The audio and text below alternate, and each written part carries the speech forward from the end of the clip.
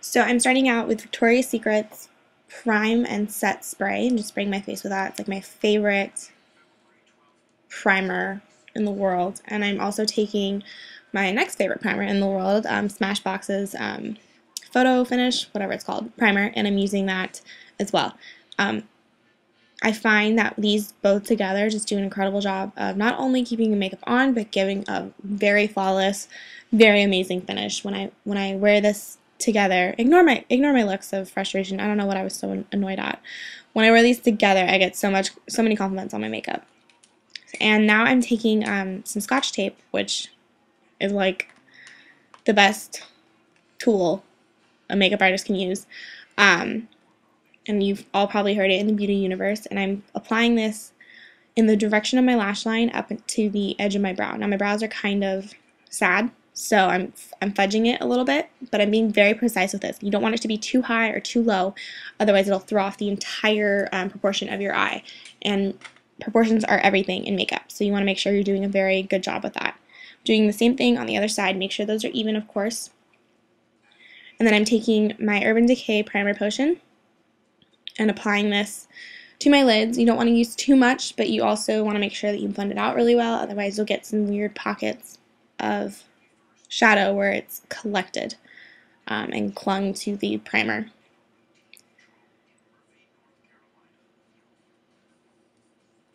Next, I am taking a brush from the Anastasia Catwalk palette in a dark coconut-y brown color, and I'm drawing that up along the Scotch tape from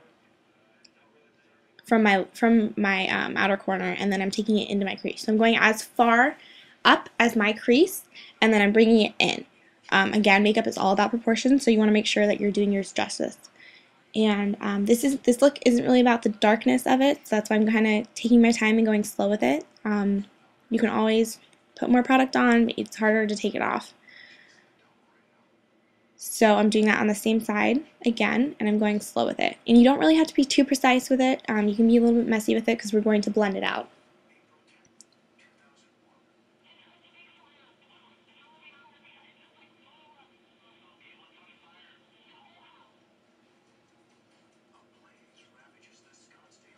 And making sure those are even, of course, is incredibly important. And you can always go back and darken it if you want.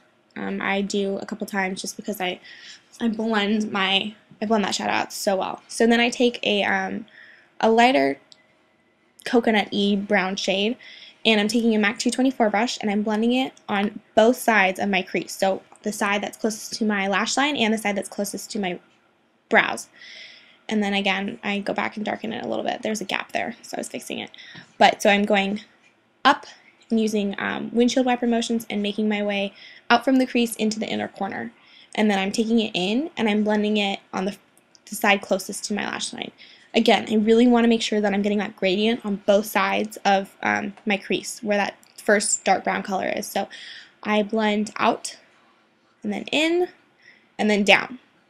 That's the best way I can explain it. And you can always pick up more if you want. I do, just because I didn't really want the shading of these colors to get lost. I want to make sure that I'm keeping the color pigmented and not blending it out too much.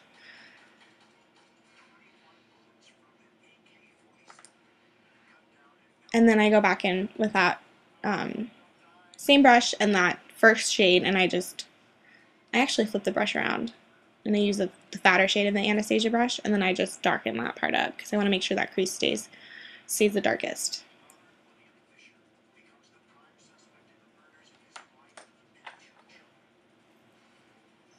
Now I'm taking a fluffier brush and MAC Kid and doing the exact same thing that I just did with that lighter color, and I'm blending it out, in, and down. So out where I blended out that second color, and then in, and then right there on my lid. See? It's all about layering the colors. It's all about blending them out. It's all about making sure that you get a good gradient. Now I'm taking MAC Brûlée and a flat shader brush, and I'm just patting this on, making sure I'm getting a really nice white not white, but really nice nude-ish color there, just to kind of keep it consistent, because look at how gorgeous that is when it's all blended on. And I'm blending this in with the colors that I did 2 seconds ago, just making sure, again, the gradient's the most important part. So I took off the tape, and now I'm using a brush from BH Cosmetics. I think it's their Pop collection. I don't know. It's a great foundation brush. I normally wouldn't use it, but my other one was dirty. And I'm taking Revlon's Photo Ready, whatever one has the pump. I'm totally blanking on all the names right now, and I don't have them with me. Whatever has the pump. I love this foundation. It's such a great foundation.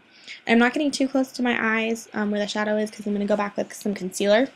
But I'm just taking it down my jaw, doing a really good job blending it into my hairline, and making sure I have no incredibly obvious brush strokes, because that's like the worst thing ever. And making sure it's not too cakey also.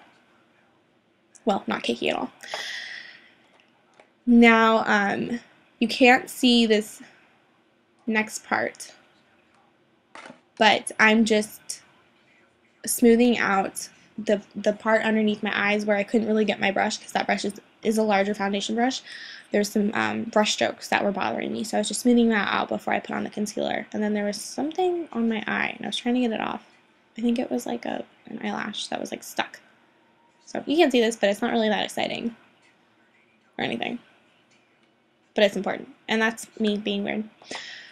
Okay, next thing I do is take my absolute favorite highlighter tool. It's Maybelline's Age Rewind Concealer. It has this great little sponge on the end that you can just use to kind of like dabble it on. And I'm taking that out from under my eye and straight along where that tape was. And I really want to make sure I get a good straight line here, just so I love that crisp line coming from your lash line out. Okay, I guess. Is that like your temple? I don't know. And I'm also taking it up in a weird fan shape on my forehead and down my nose. And then I'm taking it up my chin as well. So again, on my under eye, I kind of did a little triangle shape, not really anything too intense, just to kind of get that nice highlight there. And then I'm taking a flat foundation brush and just blending this out. I find this is the best tool to use to get that really crisp line right there.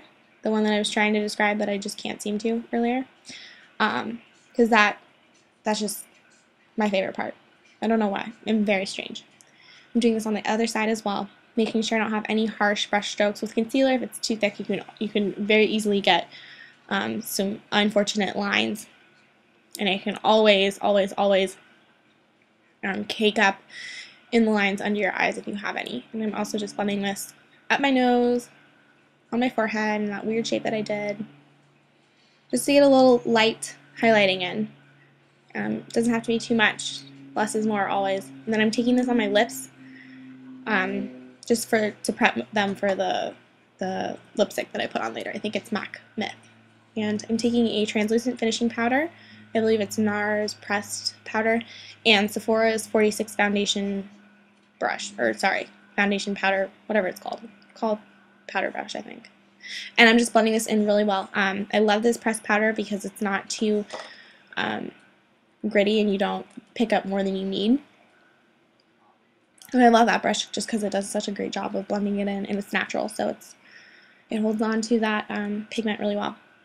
Now I'm taking a small contour brush from MAC and MAC's Matte Bronzer, and I'm just doing the hollows of my cheeks. I actually don't have hollows in my cheeks because my face is so fat. Oh, you gotta make them. And then I do it up my forehead. Just a little light contouring. Again, nothing too extreme or extravagant. I cut out the part where I put on my eyeliner because it's boring and unnecessary, but I'm just taking a angled eyeshadow brush and some black shadow and just drawing it very precisely along my lower lash line. If you want to see a video on how I do my liner, let me know. I also cut out the part where I put on my false eyelashes. These are Red Cherry number 43, again because it's boring and unnecessary, and if you want to see a video, let me know. And I'm taking Maybelline's Rocket Volume Mascara, which is like one of my favorites, and I'm just putting it on my natural lashes only. And I'm being very careful with this because I don't want to get it onto the falsies, because then it will like spiderweb and look kind of like clumpy and crap. And I'm also putting this on my lower lashes. And then I take some NARS Albatross highlighter, which is my favorite, and I think it's an e.l.f. brush. It's a really awesome dual fiber brush. And I'm taking MAC Myth lipstick, putting that on just for the good old finish. And here's the finished look. I hope you enjoy, and I hope you like this tutorial. Have a good one.